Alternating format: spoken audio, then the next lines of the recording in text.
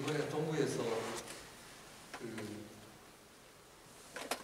비행기를 타고 오는데 5시간 정도 시간이 걸려서 또 공항에서 좀 일찍 도착을 해가지고 좀 시간이 좀 남아서 인터넷도 있고 해가지고 한국 드라마를 좀 뒤적뒤적거리다가 드라마를 하나 보기 시작했습니다. 재미가 있을까요? 없을까요? 이 한국 드라마는 이 마약 같은 성분이 있어가지고 한 번을 보고 나니까 이게 그 다음이 궁금해가지고 그래서 한 3편을 연달아 봤습니다. 얼마나 재밌는지 몰라요. 그래가지고 제목은 안 가르쳐지고 얼마나 재밌는지 그래서 그렇게 이제 긴 줄 모르고 밴쿠버로 왔습니다. 제가 이 얘기를 드리는 이유는 뭐냐면 인간의 마음은 그 땅과 같아서 거기에 무엇을 심고 무엇을 뿌리냐에 따라서 그 마음이 달라져요, 사실은요. 그래서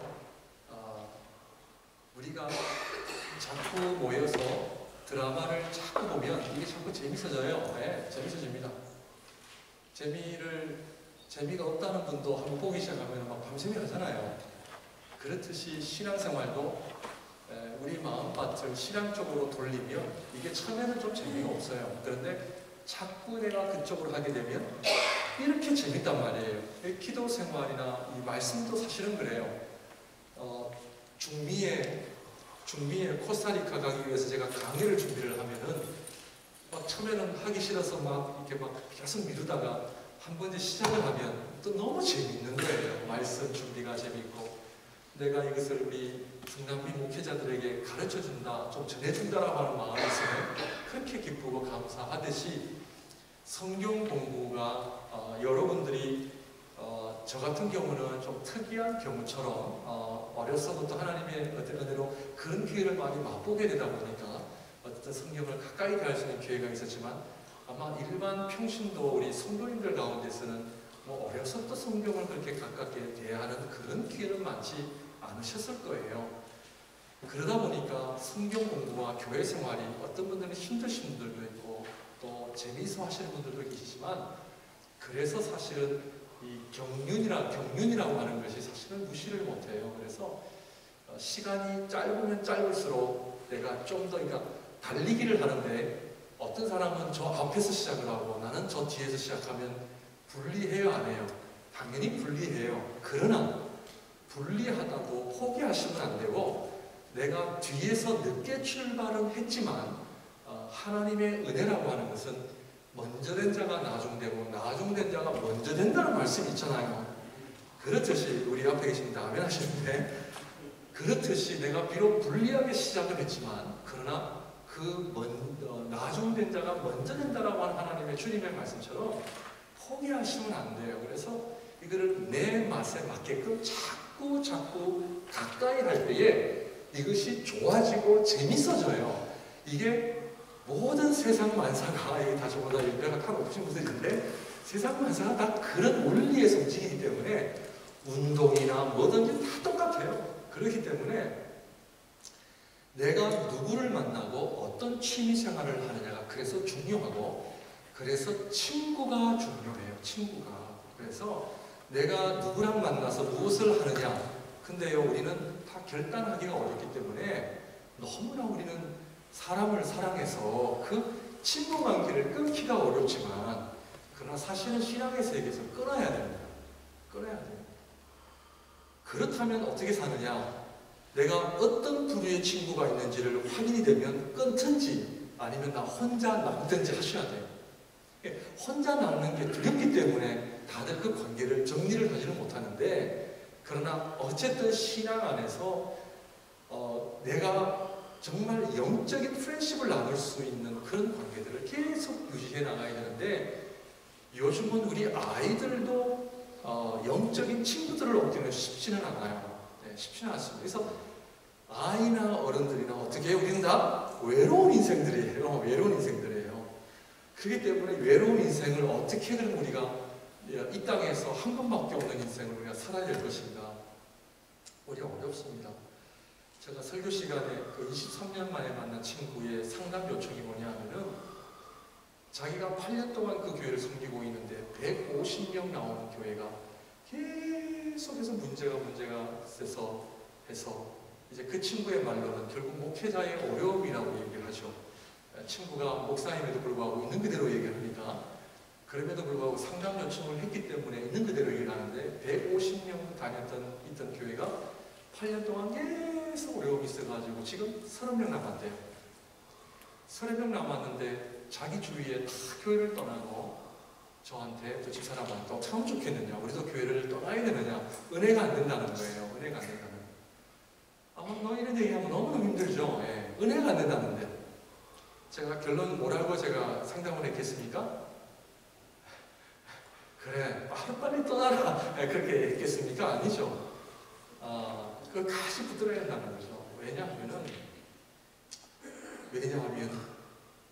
죄송합니다. 이런 상황에서 내가 보는 것은 뭐냐면 목사님의 문제도 있지만 교회라고 하는 것은 목회자 성도님들은 똑같은 책임이다. 그 친구에게 상담을 했기 때문에 이런 얘기했습니다. 그렇다는 것이 아니라 그래서 위로해주고 격려해주고 신앙생활은 절대로 사람이나 환경 보고 하는 것이 아니라 주님과 나와의 관계지 절대로 그건 아니다. 그래서 어떤 과거 얘기를 쭉 해줬어요. 막 개체적인 이야기도 해주고 했는데 떠나지 마라. 떠나지 말고 주님의 가장 중요한 것은 뭐예요? 교회는 주님의 몸된 교회다. 몸된 교회고 정말 끝까지 친구가 할 수 있는 역할이 있을 것이다. 그러니까 이 친구는 남편 투병 생활하느라 7년 동안 엄청나게 어려웠고 이제는 3, 4년 동안 남편이 죽고 나서 이제는 좀 더 신앙생활을 하려니까 교회가 또 어려워서 힘들고 그냥 항상 만나면서 눈물을 흘리기 시작해가지고는 어떻게 위로해 줄지 모르겠어요. 그러면서 그런 자매를 끌어안고 이야기하기를 인간적으로는 그래 떠나라 이러면 좋겠는데 그러나 우리가 주님 앞에 끝까지 그 자리를 지키고 하나님 앞에 나아가라. 그래서 그런 참 어려운 이야기를 했는데 뭐냐면 지금 신앙생활하기가 어렵습니다. 우리 성도는 신앙생활하기가 어렵고 정말 주님이 기뻐하시는 그 믿음으로 가기가 좀 쉽지 않은 그런 이제 상황인데 제자라고 하는 것은 한 가지만 또 왜냐하면 다 필요한 내용이기 때문에 제가 말씀을 드리는 겁니다. 예수님께서 제자를 부르셨을 때 제자의 정의가 뭡니까? 자, 여러분들 지금 성경책 찾으시면 늦으시고 또 이 두꺼운 성경을 다 찾을 수가 없습니다. 자, 여러분들 평소에 공부하고 또 이거는 퀴즈인데 내가 얼마만큼 성경을 잘 알고 있느냐 없느냐 테스트하는 그런 이제 시간도 되는데 제자의 정의가 뭡니까? 예수님께서 제자들을 선택하시고 나를 따라오너라 하시면서 했던 제자의 정의가 뭡니까?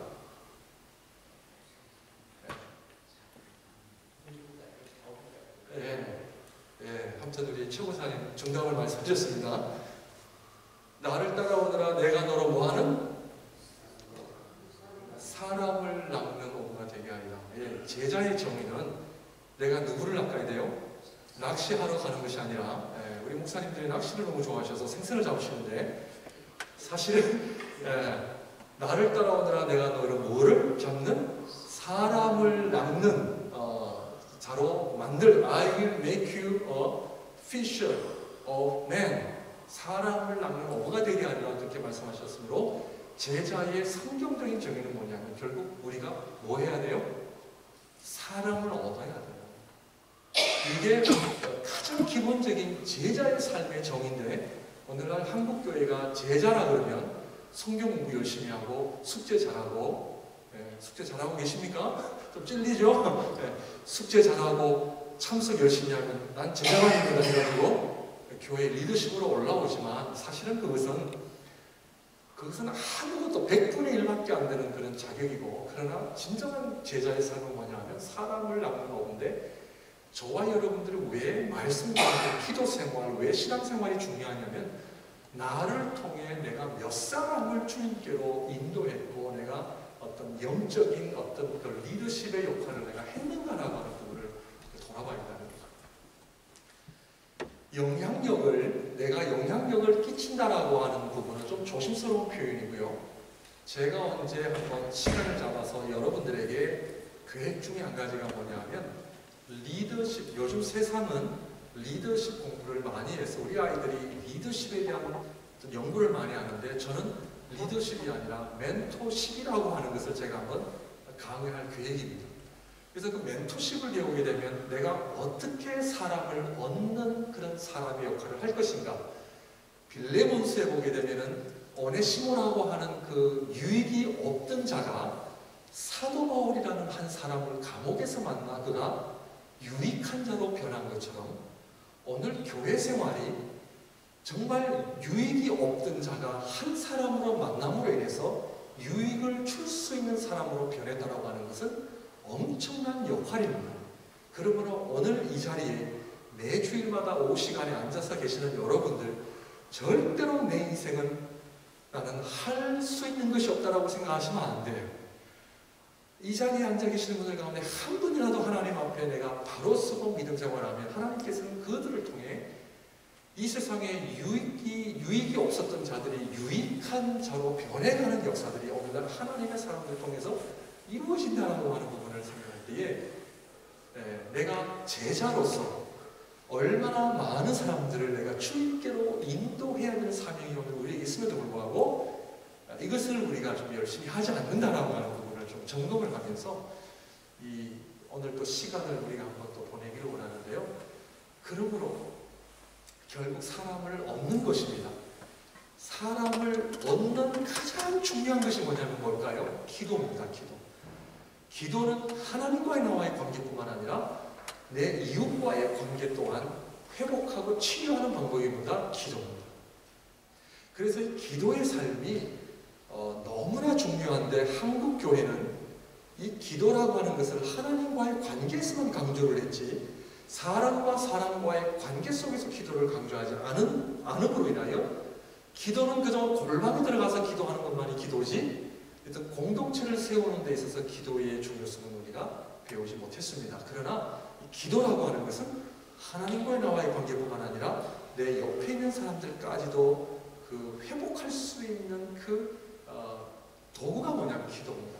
그래서 기도의 삶이라고 하는 것은 너무나 중요하고 기도는 혼자 기도, 지금 배우고 있지만 혼자 기도만이 아니라 무슨 기도? 합심 기도, 통성 기도, 모임 기도. 이것이 너무나 중요합니다. 그래서 이것을 여러분들이 지금 잘 하고 계시면 복습이라 생각하시지만 아직도 이러한 부분이 스트러글링 어려움이 있으시다면 한번 여러분들을 저는 꼭 초청을 하는 거죠.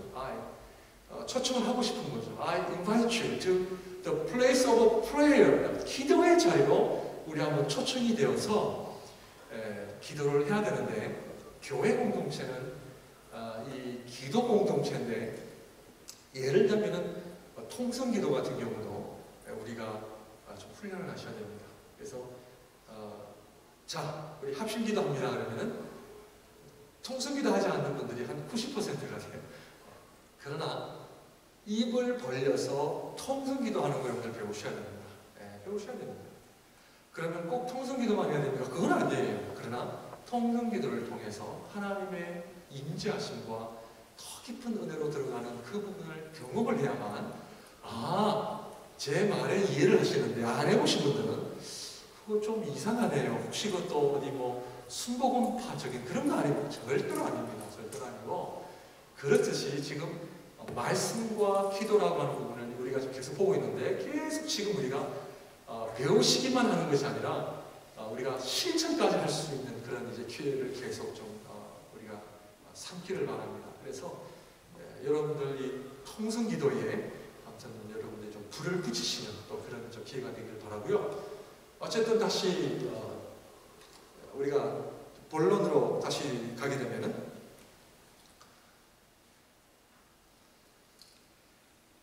자 1단계 기도의 1단계는 뭡니까? 문제. 자, 하나님께서 아, 이게 안 나타나네요? 네. 자, 하나님 1단계는 하나님께서 왜 문제를 주세요? 기도하라고. 아주 간단합니다. 네. 어려움이 왔어요. 문제가 왔어요. 뭐예요? 기도입니다. 기도. 꼭 기억하십시오. 기도. 2단계. 문제가 왔음에도 불구하고 기도를 하지 않으면 어떻게 된다? 하나님께서 사랑하시는 자들이면 계속 속된 말로 얻어터시고 돌아와요. 그런데 교회 지도자들일수록 문제가 많이 일어나요, 안 나요? 많이 일어납니다. 그러니까 초신자하고는 달라요. 그러니까 우리가 하나님의 관계를요, 우리가 참 이해를 하셔야 돼요. 똑같아요. 초신자는 조금만 어려워도 신앙의 자리에서 달아날까 봐 하나님이 어려움 잘 안 주세요. 그런데 신앙생활을 오래 하신 분일수록 뭐예요? 하나님 사랑하시기 때문에 자꾸 사인을 보낸단 말이에요. 사인을 보내면도 불구하고 못 알아차리면 어떻게 해요? 그 사인이 자꾸 강하게 와요. 자꾸 기도하라는 사인인데 자꾸 거부하면 누가 다쳐요? 더 다쳐요, 사실은요. 왜? 사랑하기 때문에. 그렇기 때문에 문제가 다가오면 뭐다? 기도하라는 사인. 기도하는 사인.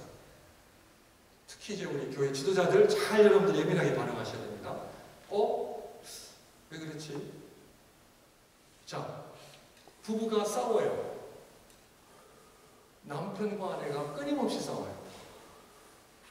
남편과 아내가 끊임없이 싸우는데 싸움을 끝내는 방법이 뭔지 아십니까? 뭐 여러 가지 방법이 있지만 남편과 아내가요, 싸움을 끝내는 방법 딱 한 가지 아주 간단한 방법이 있어요. 뭘까요? 아이가 심각한 병에 걸리면 부부싸움도 이상하지 않습니다. 왜? 이거는 이제 부부싸움의 문제가 아니라 뭐예요? 애한테 있는 거예요. 하나님께서 그렇게 부부의 관계를 회복하신 경우가 얼마나 많은 거예요. 그러니까 그거를 빨리 우리가 뭐예요? 빨리 알아채야 되는 거죠. 지금 기도하는 우리가 잘못했구나. 그래가지고 아픈 애한테 가서 뭐예요? 남편과 아내가 엉엉을 회개하는 거죠. 아빠가, 애가, 아빠 뭐 왜 그래? 너는 몰라도 돼. 그러시 막 회개하는 거예요.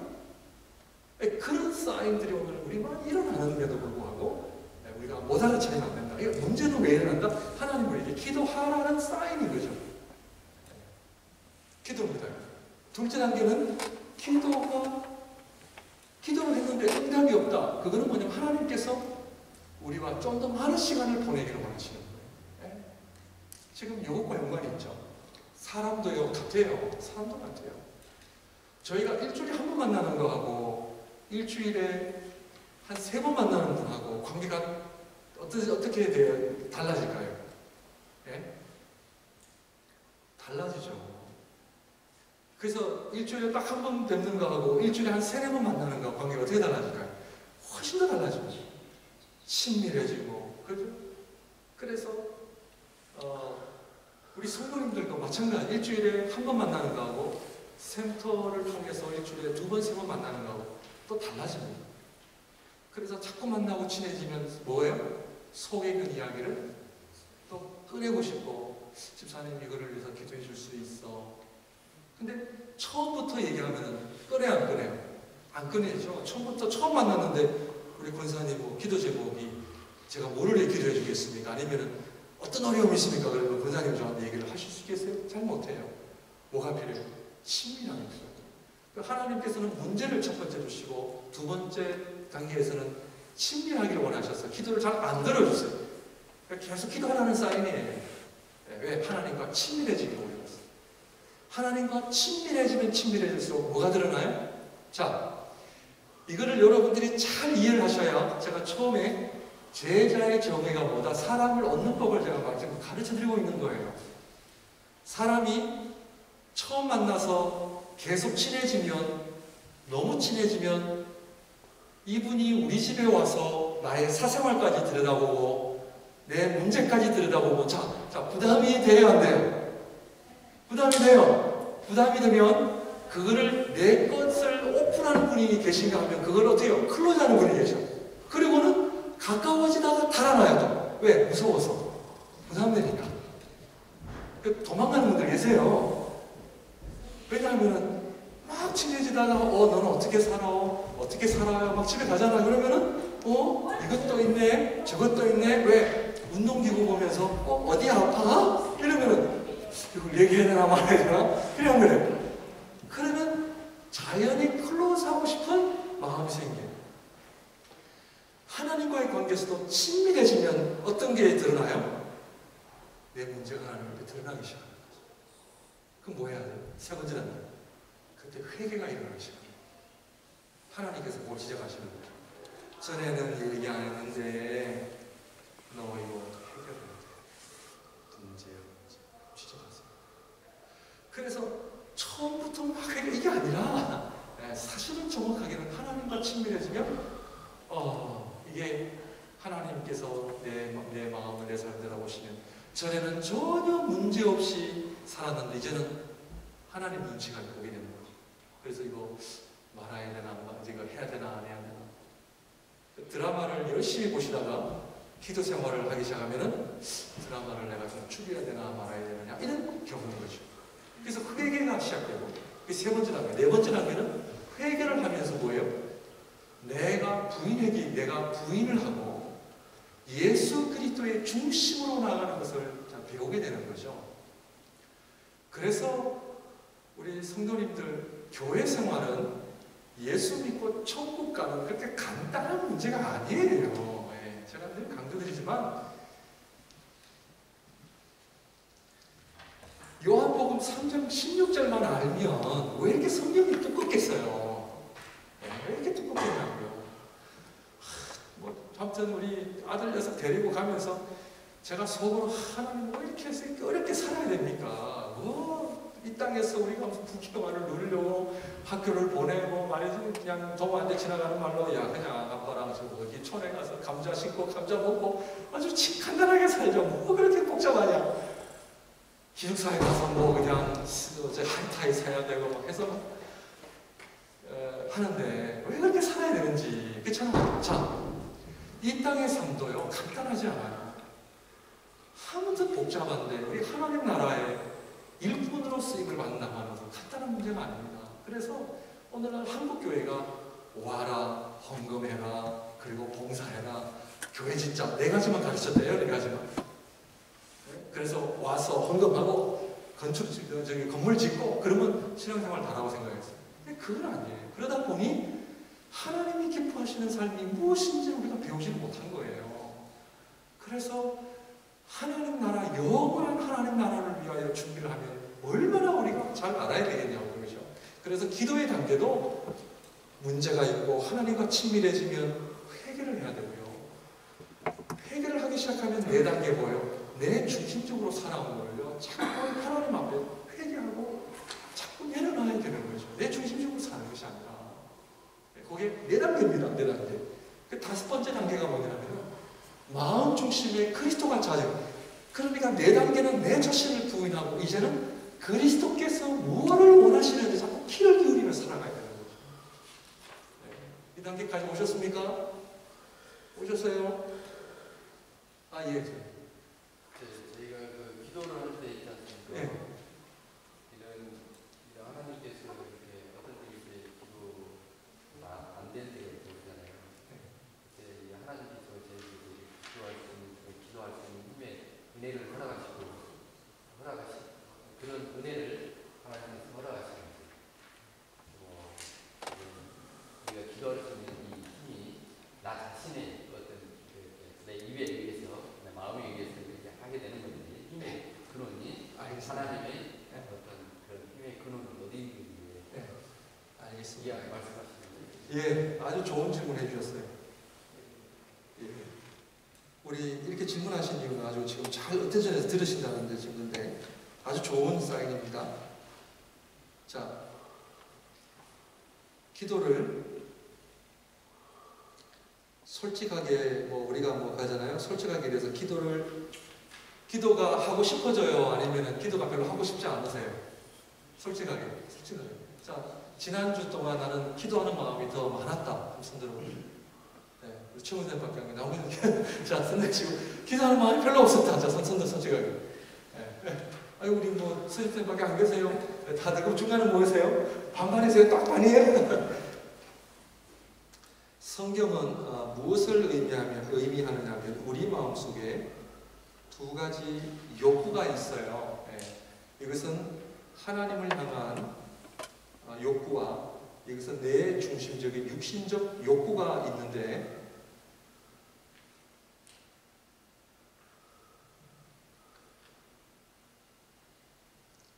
집사님께서는 기도하기 싫단 말이죠.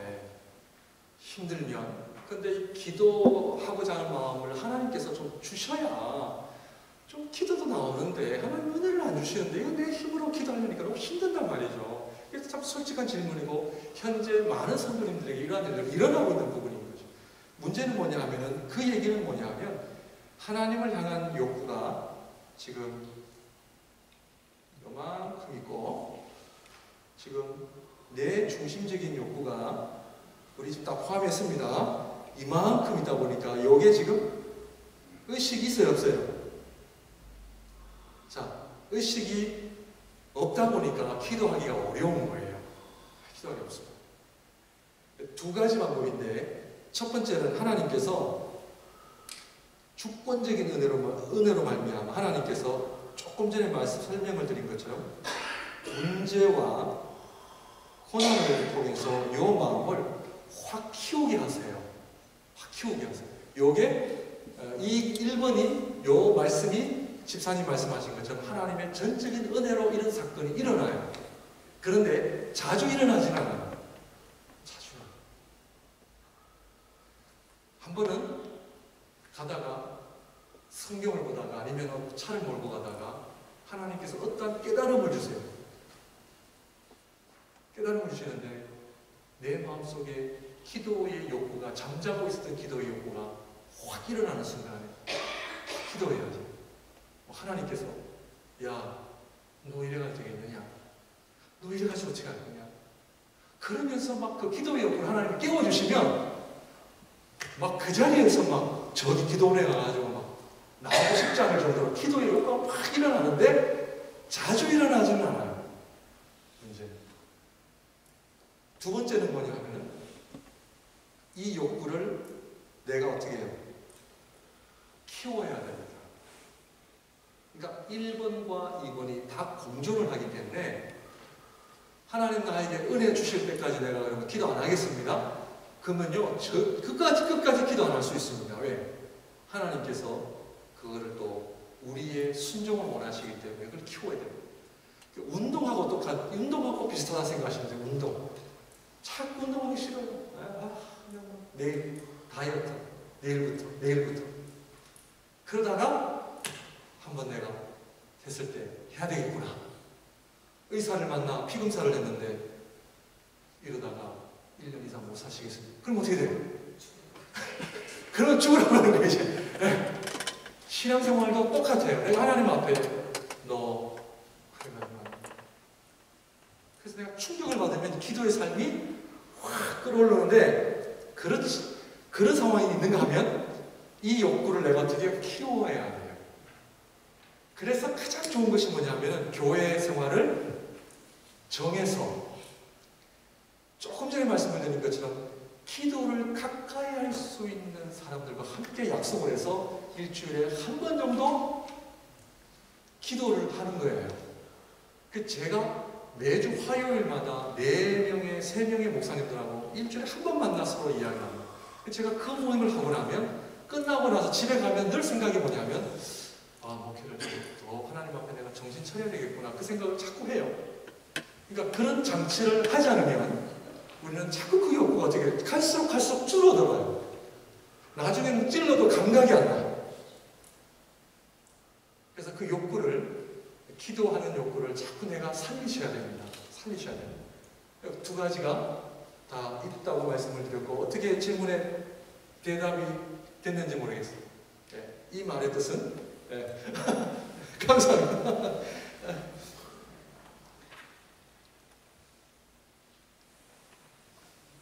성경 보는 것도 같습니다. 그래서 제일 좋은 거는 아예 못 박아놓고 하시는 게 좋습니다. 내가 새벽기도 우리 한나가 아멘 그랬나요? 못 박아놓고 비가 오나 내가 정한 시간은 일어나서 내가 뛰리라. 우리 프레이즈 하이처의 아주머니 한 분이 비가 오나 눈이 오나 늘 뛰는 분이 계세요. 와, 진짜 열심히 해요. 그분은 뭐냐 하면 아무튼 그 시간 되면 뛰어요. 그런데 장점은 뭐냐 하면 기도도 그것이 내 몸에 익숙해지면 그때는 내 스스로가 하나님 앞에 더 기도의 삶을 살게 됐다는 장점이 있습니다. 그래서 신앙의 훈련이 중요하다는 거죠. 가장 좋은 것은 뭐냐면 작전 기도입니다. 내가 하나님 앞에 지금부터 오늘부터 내가 40일 작정할 거야. 기도 제목 정하십시오. 내가 좀 더 기도의 삶을 살기를 원하고 내가 이 습관을 내가 좀 끊어보기를 원하는데 제일 좋은 거는 일주일, 2주일 아니면 40일 정도 작전 기도를 해가지고 내가 하나님 앞에 딱 기도해서 하면 40일 동안 어떻게 해요? 약속 때문에 해야 돼요. 그러면 그 시간에는 자연히 내가 눈이 떠져요. 몸부림치며 안 일어나도 이 시간은 내가 기도하는 시간. 근데 그게 재밌어져요. 그러니까 그런 방법도 있다는 걸 제가 말씀을 드리고 5단계 마음의 중심에 그리스도가 자정하기를 원하십니다. 옛 언약의 질서에서 새 언약의 질서로 바뀌었고 첫 언약은 행위 언약 돌비에 새기고 구약을 말하죠. 구약은 시간과 공간이 중요했어요. 그래서 주일날, 안식일날 일하면 하나님이 돌로 쳐 죽여라. 왜냐하면 첫 언약은 시간과 공간 자체가 하나님께서 거룩하게 만들어 놓으시기 때문에 그거를 어기면 죽음이에요. 아시겠죠? 잘 기억하셔야 됩니다. 나답과 아비후가 아론의 그 아들로서 다른 불로 제사를 드리다가 그 자리에서 즉사를 했습니다. 뭐냐? 구약은 시간과 공간이 자체가 거룩해요. 그래서 그거를 어기면 하나님 앞에 저주를 받고 심판을 받았어요. 그런데 안식일날 주님을 사랑하는 마음은 없어도 돼요. 그냥 지키기만 하면 돼. 그죠? 그냥 주일날로 말하면 와서 앉아있으니까 와서 앉아있으면 돼. 그러면 심판은 면해요. 구약에서는. 잘 기억하십시오. 왜냐하면 첫 언약은 시간과 공간 자체를 하나님이 한정해 놓으셨기 때문에 그걸 어기면 안 돼. 그런데 신약에 와서는 하나님의 언약을 어디에다 주셨어요? 어디에다 주셨어요? 내 언약을 어디에다 새긴다고? 빨리 오셔야죠. 마음에 새겼기 때문에 뭐 안 와도 돼요, 안 돼요? 돼요, 안 돼요? 몸이 와도 돼요, 안 와도 돼요? 자, 어디 오세요? 오늘 주일인데 저기 놀러 가자, 외국에. 그런데 마음은 주님은 내 마음 아시오. 내가 주님 얼마나 사랑하는지 몰라. 내 마음은 예배당에 있어. 자, 이 사람이 하나님의 심판 받아 안 받아요? 받아 안 받아요? 안 받아요. 왜? 둘째 언약은 마음에 새겼기 때문에 심판은 받지는 않지만 그러나 둘째 언약이 더 어려워요. 마음속에 범한 죄도 죄예요. 그 차이를 아셔요. 그러므로 신약시대 지금 오늘날에도 몸만 왔다 해가지고 예배를 드렸어 안 드렸어요? 안 드린 거예요. 그 차이예요. 자, 그러면 몸만 갈 바에는 아예 안 가겠습니다. 그거는 더 안 된다는 거예요. 왜? 마음 있는 곳에 뭐가 있어요? 우리의 몸이 같이 가요. 그래서 신약에서의 죄는 마음속에 너희 속에 이미 가늠한 가늠을 여인을 보고 음욕을 품는 자마다 뭐를 범했다 했어요? 가늠. 그래서 신약시대가요. 사실은 신앙생활 하기가 더 어려워요. 왜? 마음을 보시고 이 목사 너 거기 앉아있니? 왜 앉아있니? 왜 앉아있니? 어떤 마음으로 앉아있니? 너 지금 마음은 딴 데가 있는데 하나님 그 예배 받으세요 안 받으세요? 안 받으세요. 근데 구약은 마음은 어디에 가든 상관없이 몸으로에서 하나님이 받으셨어요. 아멘. 딴 데 다 가는 저주를 받았고. 그러나 신약에서는 뭐를 보세요? 언약을 마음에 새기셨기 때문에 마음을 보세요. 자, 마음에 있는 분이 예배 시간에 올까요? 안 올까요? 죄송합니다. 좀 더 제가 구체적으로 갈까요? 주님을 사랑하는 분들이 물질을 많이 드릴까요? 안 드릴까요? 많이 드리죠? 따라갈까요? 주님 죄 아시잖아요. 그래서 주님께서 그 과부의 냈돈 헌금을 보시고 뭐를 보셨어요? 그 여인의 마음을 보시고 전 재산을 전부를 얼마 되지 않는 돈이지만, 부자에게는 얼마 되지 않는 돈이지만 주님 보시기엔 그 마음을 받으잖아요. 그래서 신약시대는 뭐가 중요해요? 마음이 중요해요. 그래서 제가 예배 시간에도 좀 일찍 오셔서 준비하시고, 왜? 마음을 받으시거든요. 마음을 받으시거든요. 그거를 설명하고 있는데, 자, 새 언약은 우리의 마음에 진리를 새김으로 우리를 성령의 전으로 살게 하는 거죠. 여러분들 꼭 기억하십시오. 새 언약은 어디에 새기셨다고? 마음. 그래서 심령이 가난한 자는 복이 있나니 온유한 자는 복이 있나니, 그 다 뭐에서 관한 말씀이에요? 마음에 관한. 그래서 하나님은 마음을 보시고 이미 속으로 형제를 욕하고 미워하는 자 이미 그래서 율법의 완성은 사랑인 거죠. 네, 사랑이에요. 네, 사랑입니다. 자, 우리 그 다음 말씀을 보게 되면 새 영을 너희 속에 두고 새 마음을 너에게 주되 너희 육신에서 굳은 마음을 제하고 부드러운 마음을 줄 것이니 또 내 신을 너희 속에 두어 너희로 내 율례를 행하게 하리니 너희가 내 규례를 지켜 행할지라. 내가 너희 열조에게 준 땅에 너희가 거하여 내 백성이 되고 나는 너희 하나님이 되리라. 내가 너희를 모든 더러운 데서 구원하고 곡식으로 풍성하게 하여 기근이 너에게 임하지 아니하게 할 것이며 또 나무의 실과와 밭의 소산을 풍성케 하여 너희로 다시는 기근의 욕을 열국에 받지 않게 하리니 그때 너희가 너희 악한 길과 너희 불순한 행위를 기억하고 너희 모든 죄악과 가증한 일을 인하여 스스로 믿게 보리라.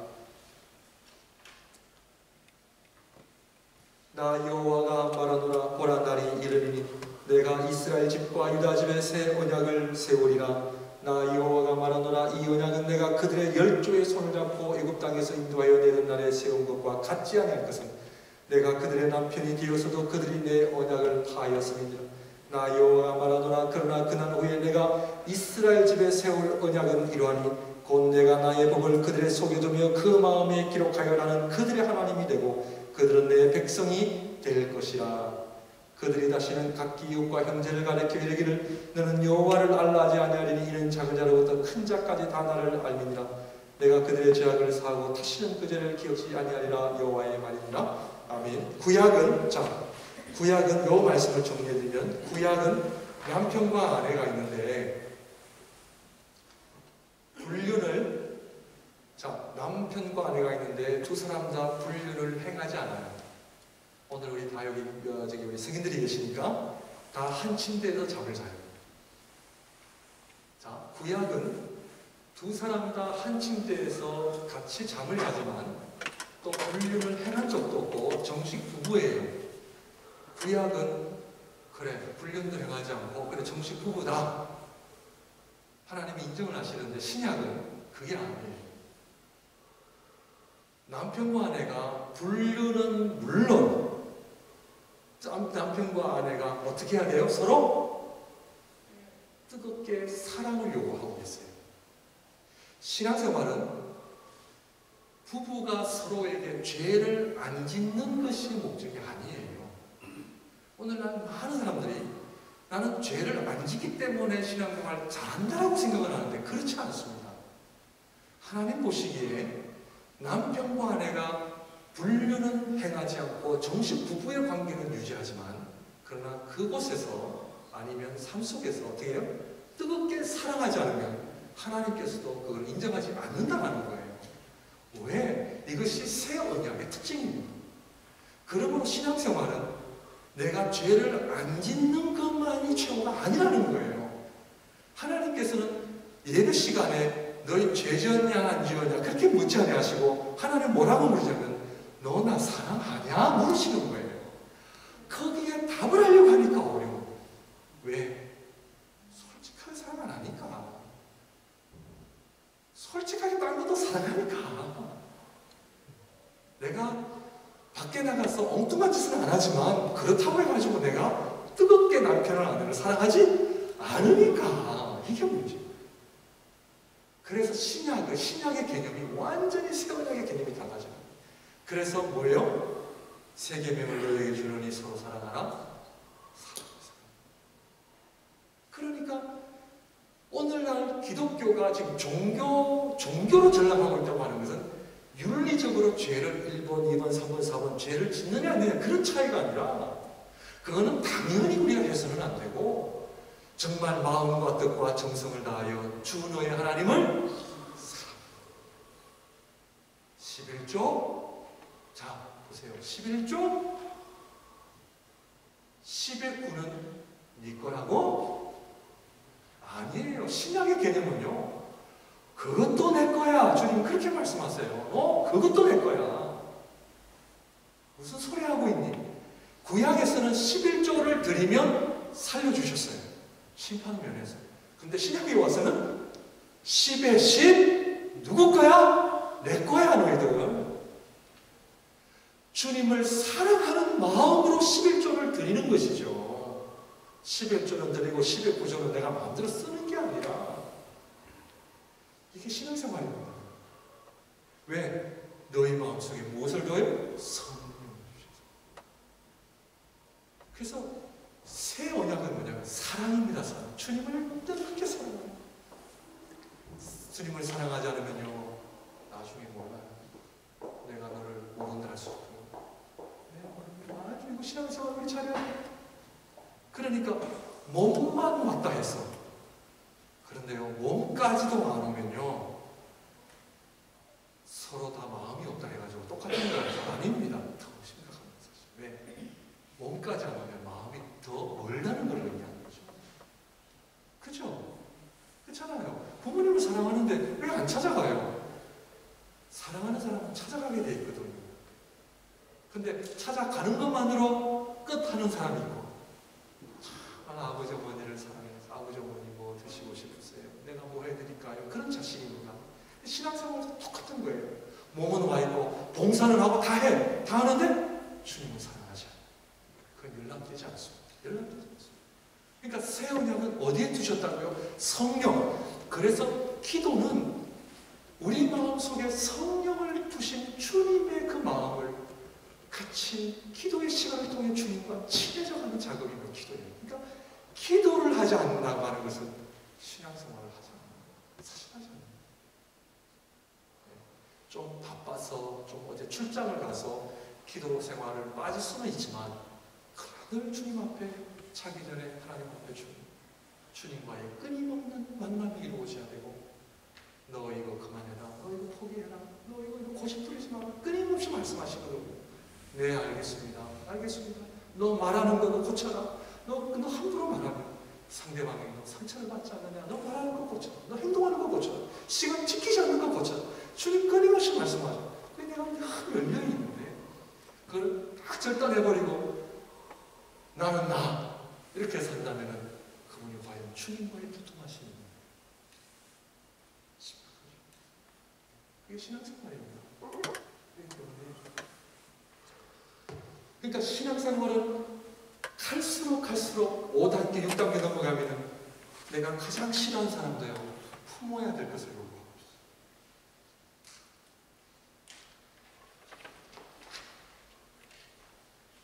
있어요. 5분 만에 제가 요거 정리를 하고 식감으로 가서 안 그러면은 자꾸 우리가 시간이 자 성령이 내주하시는 자 성령으로 인도함을 받는 성전으로 사는 자의 특징 마음의 주권을 주님이 장악하고 계시다는 사실. 성령이 내주하는 자는요 가장 기본적인 특징이 뭐냐면 내가 성공하느냐 성공하지 않느냐가 중요하지 않아요. 내가 주님을 기쁘게 해드리냐 기쁘게 하지 않느냐 그 차이지 당연히.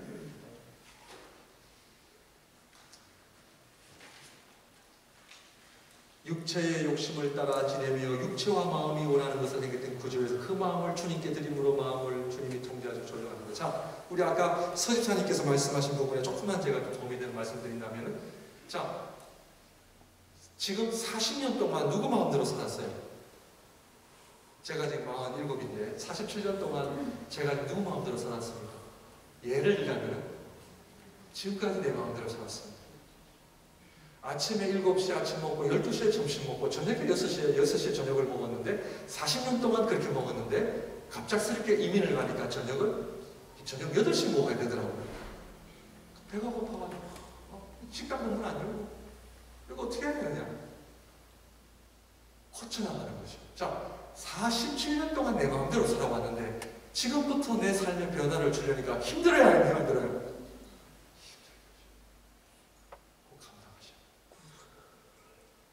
감당하셔야 돼요. 그러니까 이민이라는 게 좋습니다. 왜? 로마에 가면 로마 법으로 로마의 법을 지켜야 된다는 것처럼 내가 교회에서는 주님의 법, 신앙생활은 주님의 법 강조하면서 내가 내 마음대로 살아왔던 것을 점점 바꿔가는 거예요. 힘들면 말도 아껴야 돼요. 조용한 좀 예배 시간에도 그냥 1시간만 더 참아야 돼요. 참는 거예요. 그래서 고린도전서 13장의 사랑은 오래 참고가 제일 먼저 나와요. 왜? 오래 참지 않으면 그 뒷부분이 되지를 않거든. 왜냐하면 육체의 욕심을 따라 지금까지 살아왔는데 성령의 소욕에 따라 살려니까 힘들죠. 그러니까 뭘 참아야 돼. 이 양으로 사는 신앙생활 교회 가보니까 다 내 마음이 안 돼. 그런 거잖아요. 설교는 길고 밥은 그냥 맨날 국밥 주고 막 그러잖아요. 그걸 내가 성령 자신을 하나님 앞에 뭐예요? 가는 연습. 내 자신을 가고 계속 가라 주님이 드러나게끔 하는 것이 신앙생활.